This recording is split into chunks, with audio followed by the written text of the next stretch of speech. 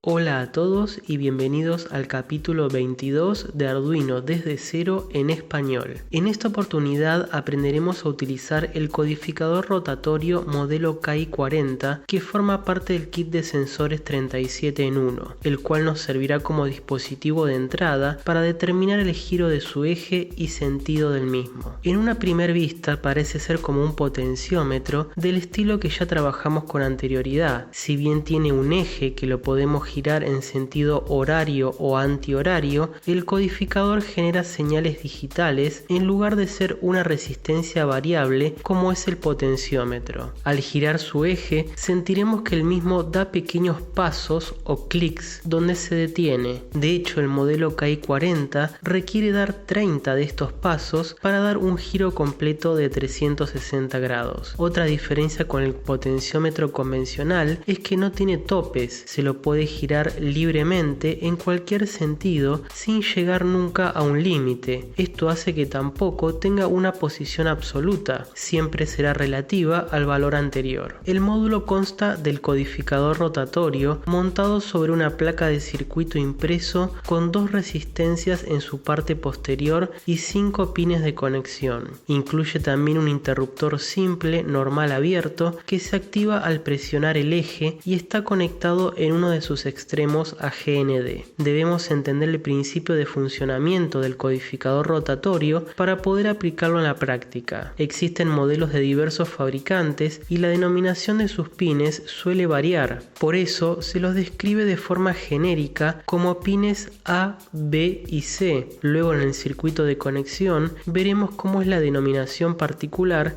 del KI40. Los pines A y B son los denominados de señal, mientras que C es el común. C está conectado eléctricamente a este plato dentado que está representado en el gráfico con color amarillo, muy parecido a un engranaje mecánico. Todo este plato dentado es el terminal C y dicho terminal se encuentra conectado a GND del módulo. Luego tenemos los pines A y B que están representados con estos círculos de color negro. Serán conexiones eléctricas que, estando tal cual como se muestra en la imagen, no se tocan entre sí ni tampoco hacen contacto con el terminal C. De cada uno de los pines A y B se conectan 2 resistencias de 10K al positivo de tensión. Estas resistencias no forman parte del codificador. Si ves la parte posterior del módulo, están de forma externa. En definitiva, tendremos 3 pines A y B conectados mediante resistencias de pull-up y C conectado a GND. Como todo dispositivo rotatorio, el sentido de giro se indica en función del giro de las manecillas del reloj. Cuando algo gira, no se dice que lo hace a derecha o a izquierda, sino que lo hace horario, es decir, en el mismo sentido en que giran las manecillas de un reloj, o antihorario, que es el sentido contrario. Entre paréntesis están las siglas en inglés de clockwise para sentido horario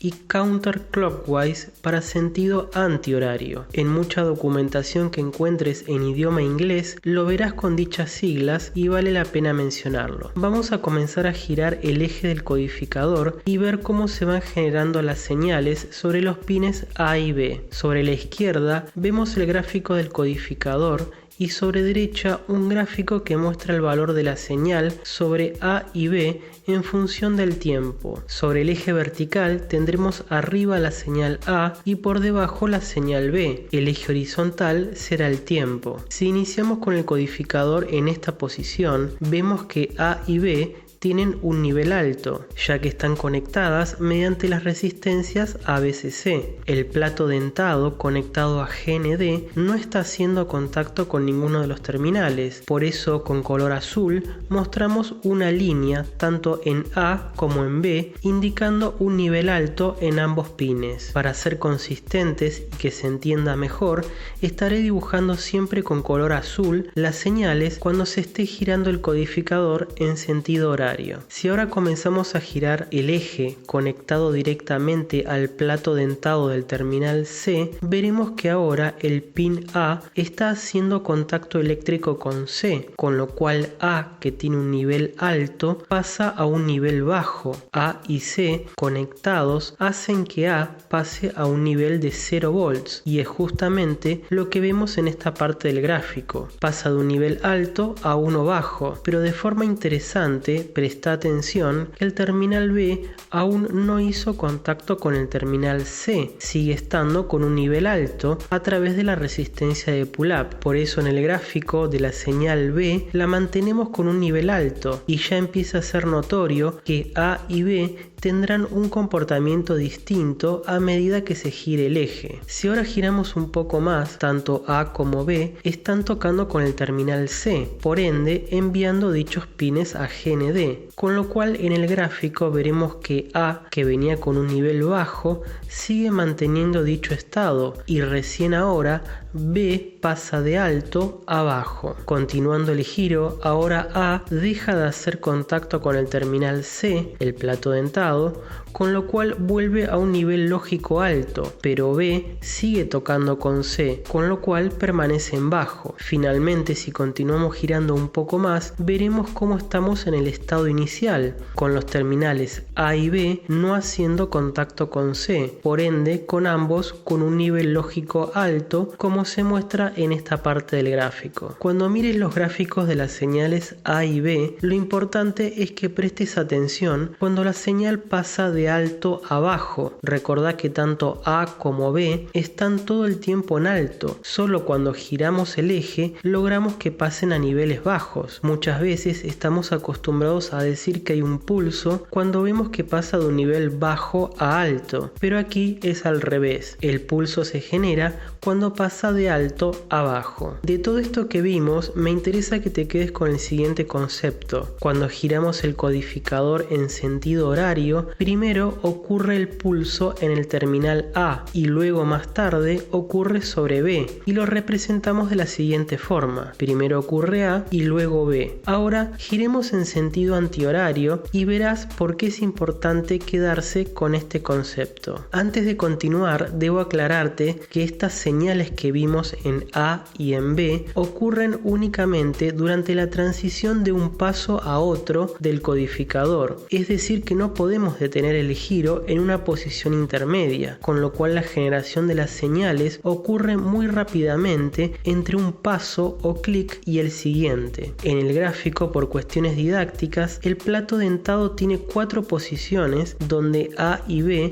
no hacen contacto, pero en realidad el plato tiene 30 posiciones. Muy bien, si te quedó alguna duda ahora que hagamos el proceso de girar en sentido antihorario, seguramente se te despejará. Para este caso comenzaremos en la misma posición de reposo con ambos terminales A y B sin hacer contacto con el plato dentado. Las señales A y B ahora las dibujaré de color rojo para diferenciar. Tanto A como B tendrán un nivel alto al estar conectadas a BCC mediante las resistencias de pull-up. Comencemos a girar en sentido antihorario o counterclockwise. El primer terminal que hace contacto con el plato dentado es B, con lo cual en el gráfico lo hacemos pasar de un nivel alto a uno bajo, pero A aún sigue sin hacer contacto, con lo cual mantiene su nivel alto. Si continuamos ahora, ambos terminales están tocando con el terminal C, haciendo que ambos tengan un nivel bajo. B ya tenía un nivel bajo, con lo cual lo mantiene, y A, que venía con un nivel alto, pasa a uno bajo, como se muestra en la imagen. Si seguimos girando, B deja de hacer contacto, con lo cual pasa a un nivel alto. A sigue con su contacto con GND, con lo cual sigue en bajo. Finalmente llegamos a la posición inicial con ambos terminales A y B con un nivel alto. La diferencia que se nota es que ahora que giramos en sentido antihorario, primero sucede B y luego A, exactamente opuesto a cuando girábamos en sentido horario, y esa es la forma de determinar el sentido de giro. Si primero ocurre el pulso A, entonces estaremos girando en sentido horario. Si primero ocurre ocurre el pulso B, entonces estaremos girando en sentido antihorario. Para resumir, veamos esta imagen donde tenemos las señales generadas en los pines A y B girando en sentido horario con color azul y girando en sentido antihorario con color rojo. La aplicación práctica será muy simple. Utilizaremos como referencia la señal sobre el pin A para disparar una interrupción cuando detecte un nivel bajo. Cuando eso ocurra, sabemos que se está girando el codificador, pero además debemos determinar en qué sentido lo está haciendo, y eso será muy fácil. Haremos una consulta al pin B y si está con un nivel alto, entonces sabemos que el giro es horario. Si el pin B tiene un nivel bajo, entonces será antihorario. El concepto de interrupciones externas lo vimos en detalle en el capítulo 21. Muy bien, ahora que ya aprendimos el principio de funcionamiento y una idea de cómo lo implementaremos en la programación, vamos a conectar el módulo a Arduino. Estaré usando el módulo KI40, pero también es válido si en tu caso dispones del codificador rotatorio solo, sin módulo. En dicho caso, deberás conectar los pines A y B mediante resistencias de 10K al positivo de tensión y el terminal C a masa. No estaremos conectando el pulsador incorporado para no complicar el código, pero se trata de un pulsador simple, normal abierto, con uno de sus extremos conectados a GND internamente, con lo cual el pin SW del módulo está al aire y debemos conectarlo con una resistencia de 10K al positivo de tensión si queremos usarlo. El pin de la izquierda con la indicación GND irá con un cable directo a GND de Arduino, el pin con el símbolo de más a 5 volts de Arduino. SW no lo conectaremos. Luego el pin denominado DT irá con un cable directo al pin digital número 2 y finalmente el pin CLK al pin digital número 4. Y eso es todo para la conexión. En el editor te estaré mostrando la totalidad del código. Iremos línea por línea como siempre. Declaramos una variable entera con el nombre A y le asignamos el número 2, ya que es el pin digital número 2 donde tenemos conectado el pin DT del módulo, que será el equivalente a la señal A que vimos con anterioridad. En B asignamos el número 4 que corresponderá al pin CLK del módulo. Luego una variable llamada anterior que la usaremos para guardar el último valor leído de la variable posición. De esa manera podremos escribir en el monitor serial únicamente cuando el valor de posición haya cambiado. Finalmente nos queda la variable que usaremos tanto dentro del loop como dentro de la función ISR cuando se produzca la interrupción. Será del tipo entera y con el modificador volatile para hacerla global con el nombre posición, y le asignamos también un valor inicial de 50. Recordá que el codificador no tiene topes, con lo cual tampoco referencia inicial de su posición. Por eso le asignamos ahora un valor. En el setup, mediante pinMod, establecemos tanto A como B como entradas. Inicializamos la comunicación serie a 9600 baudios y luego adjuntamos la interrupción que será sobre el pin A con el nombre de función ISR encoder y con modo low. Finalmente, con serial.println escribimos listo, de manera que sepamos que ya se encuentra todo en orden para comenzar. El loop será muy simple. Lo único que debemos consultar es si el valor de posición es distinto del de anterior. Cuando dicha situación sea verdadera,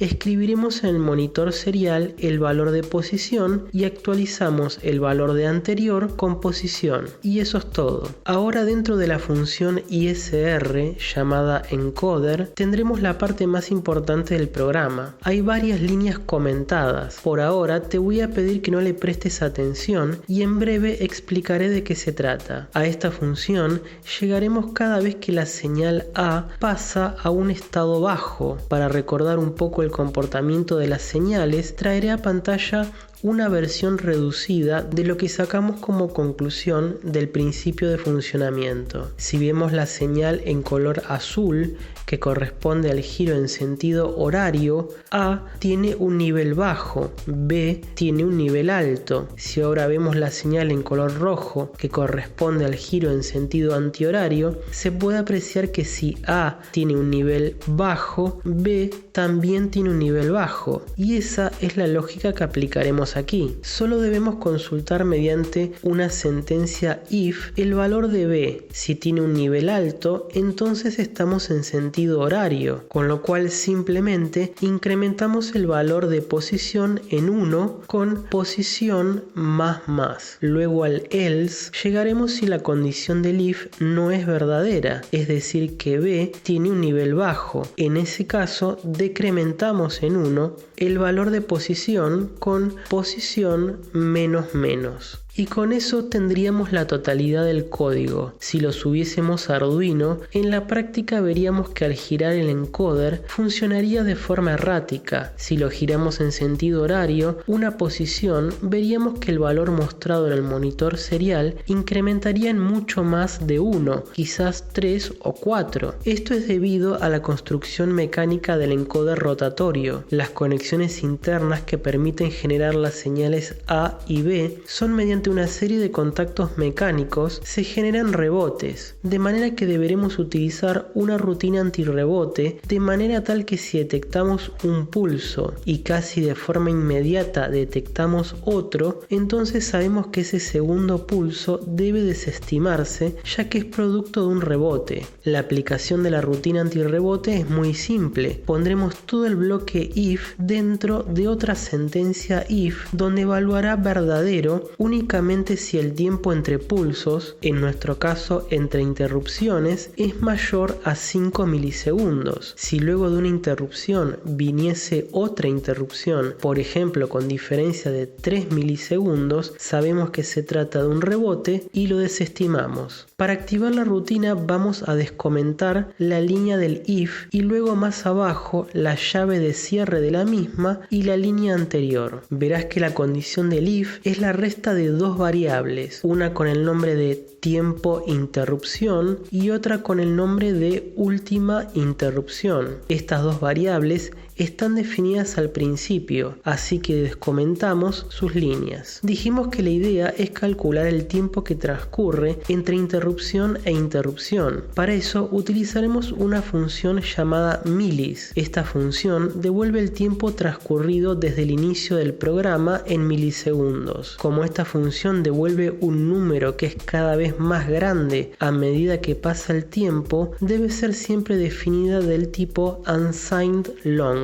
Nosotros estamos acostumbrados a usar la variable entera int, que tiene una longitud de 16 bits. Una variable long tiene una longitud de 32 bits. Al definirla como unsigned, es decir, sin signo, utilizamos la totalidad de los 32 bits de longitud de la variable. Esto nos da que podemos almacenar en ella un número tan grande como cerca de 4.300 millones. Como milis devuelve el tiempo transcurrido desde el inicio del programa en milisegundos, es fácil ver por qué necesitamos una variable que pueda almacenar un número tan grande. Te preguntarás quizás cómo una función que solo devuelve el tiempo transcurrido desde el inicio del programa nos sirve para determinar el tiempo entre interrupciones. Y la respuesta es tomando la diferencia de tiempo entre llamados a la función. Si llamamos a la función milis luego de 5 segundos de iniciado el programa, nos devuelve 5000. Si llamamos de nuevo a la función milis 2 segundos después, nos devuelve 7000, ya que transcurrieron 7 segundos desde el inicio del programa. Si ahora hacemos 7000 menos 5000, nos da 2000, que es justamente el tiempo entre llamados a la misma función. De esta manera, obtendremos el tiempo que transcurre entre entre interrupciones. En la variable tiempo interrupción almacenamos el valor devuelto por milis al momento que ocurre la interrupción. Luego guardamos en una segunda variable llamada última interrupción este valor. Cuando vuelva otra interrupción, en tiempo interrupción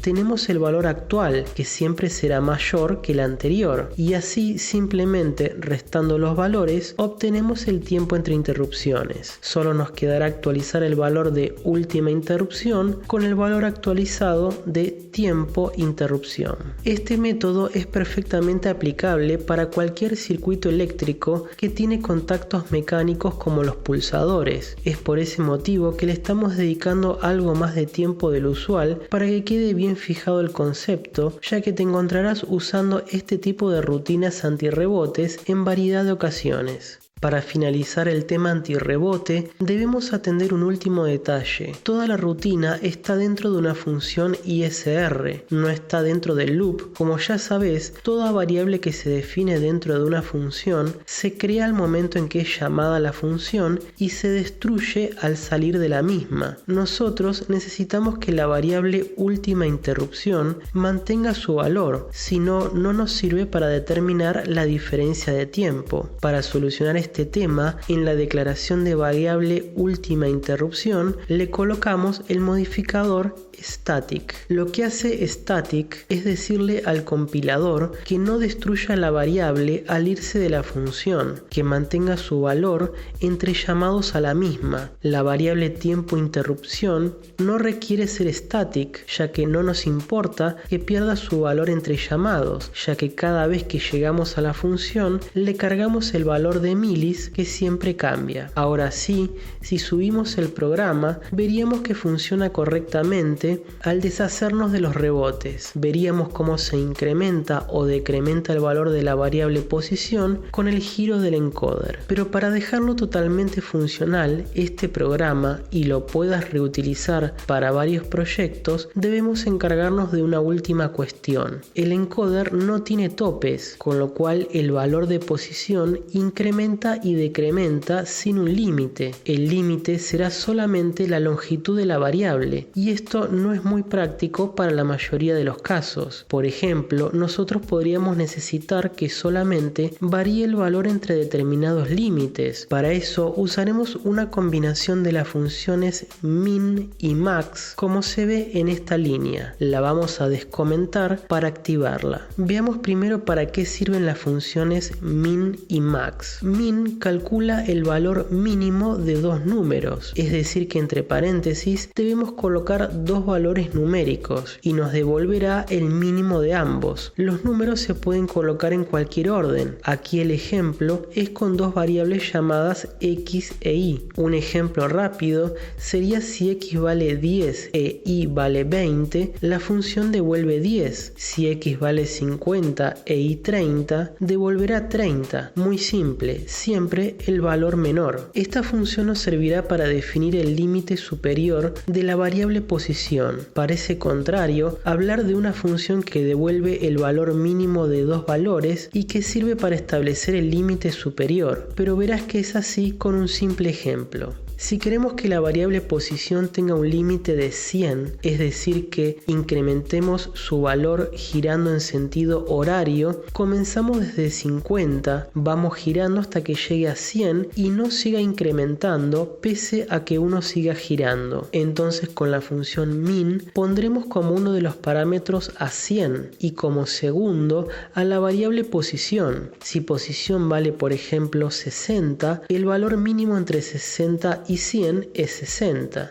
Pero ¿qué pasa si ahora posición vale 101? El valor mínimo entre 100 y 101 es 100. Queda claro que entonces establecimos el límite superior. Nunca podrá la variable posición asumir un valor mayor a 100. De la misma manera que existe min, existe max. Devuelve el valor máximo entre dos números y nos servirá para establecer el límite inferior de la variable posición. Si queremos que el valor mínimo sea 0, 0, entonces uno de los parámetros será 0 y el otro la variable posición. Siempre y cuando posición sea mayor a 0, devolverá el valor que tenga asignado. Si fuese menor a 0, devuelve 0. En esta línea de código se utiliza una combinación de ambas funciones, min y max, para establecer los límites que puede asumir la variable posición a valores entre 0 y 100. Y ahora sí, tenemos la totalidad del programa. Recordá que este código, como el de todos los capítulos, se encuentra disponible para descargar desde el enlace en la zona de descripción. Vamos a verificar y subir el programa. Luego, a abrir el monitor serial.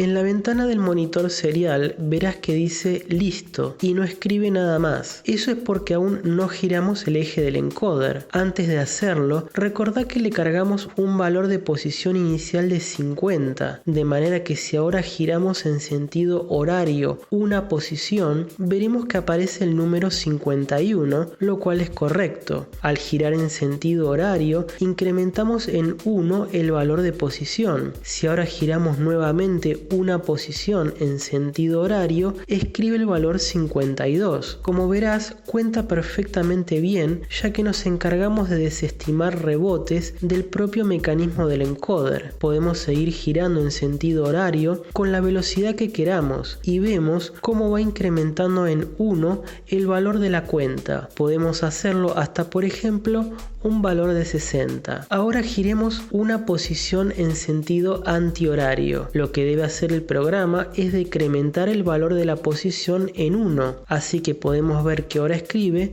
59. Si giramos nuevamente, pasará a 58 y así verificamos que está detectando correctamente el sentido de giro. Sigamos girando en sentido antihorario para probar que no pase de 0. Con la función max establecimos el límite inferior en 0. Muy bien, llegamos a 0. Si ahora seguimos girando en sentido antihorario, verás que el valor queda en 0 y no se mueve. Parece funcionar bien. Vamos al extremo superior, que es de 100. Giremos en sentido horario de manera que incremente el valor. Deberemos dar más de 3 vueltas completas para llegar a 100. Cada vuelta son 30 pasos. Llegamos entonces a 100. Si seguimos girando en sentido horario, vemos que no se modifica el valor de posición y queda en 100 pese a que seguimos girando. Verificamos entonces el límite superior. Para finalizar el capítulo, veamos cómo podríamos modificar ciertos valores para distintos proyectos. Si nuestra intención fuese controlar el giro de un servomotor, sabemos que la función write del objeto servo requiere que se le asigne un valor entre 0 y 180. Entonces, de manera muy sencilla, vamos a esta línea donde tenemos definidos los límites de la variable posición y reemplazamos 100 por 180. 0 no es necesario ya que está cargado de antes y de esa forma ya podemos asignar el valor de la posición a la función write y hacer girar el servo. También otro valor que sería interesante cambiar es el valor inicial de posición al principio del programa. Tenemos un valor de 50. Para un servo probablemente sería más útil cambiarlo por 90. Así,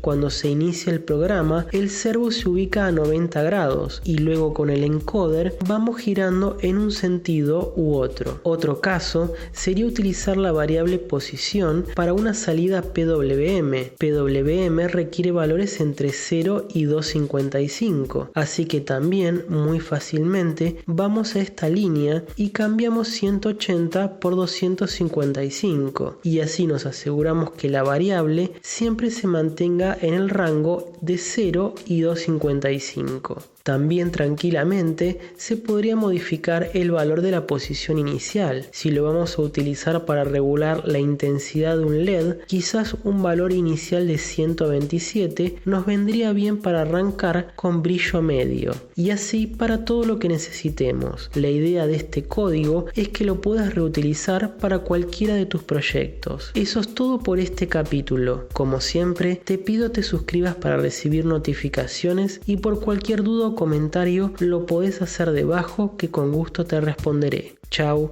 y hasta la próxima.